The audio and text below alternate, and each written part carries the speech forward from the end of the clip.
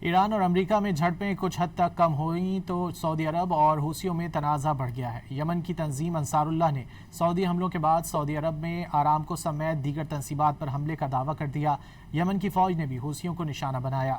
الجوف صوبے میں سعودی حمایت یافتہ یمنی فورسز اور حوثیوں کے درمیان شدید جھڑپیں اب بھی جاری ہیں۔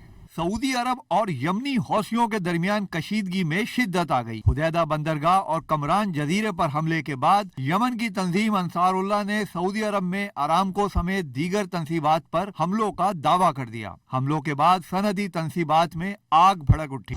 انصار اللہ کا کہنا ہے کہ سعودی عرب کی جانب سے حدیدہ بندرگاہ اور کمران جزیرے پر فضائی حملے کیے گئے تھے، جس کا انتقام جیزان اور ینبع شہروں میں قائم آرامکو تیل تنصیبات پر 2 حملوں سے لیا گیا۔ ان تنصیبات پر درجنوں ڈرون، بیلسٹک اور کروز میزائل فائر کیے گئے۔ تنظیم کے مطابق حملوں کا ہدف ینبع کی وہ بندرگاہ بھی تھی جو سعودی عرب کی اہم آئل پائپ لائن کا مرکز سمجھی جاتی ہے۔ سعودی فوجی اتحاد کے مطابق متعدد میزائل اور ڈرون مار گرائے گئے۔ دوسری جانب یمنی فوج نے بھی حوثیوں کے میزائل اور ڈرون لانچ کرنے کے مقامات کو نشانہ بنایا۔ الجوف صوبے میں سعودی حمایت یافتہ یمنی فورسز اور حوثیوں کے درمیان گھمسان کی لڑائی اب بھی جاری ہے۔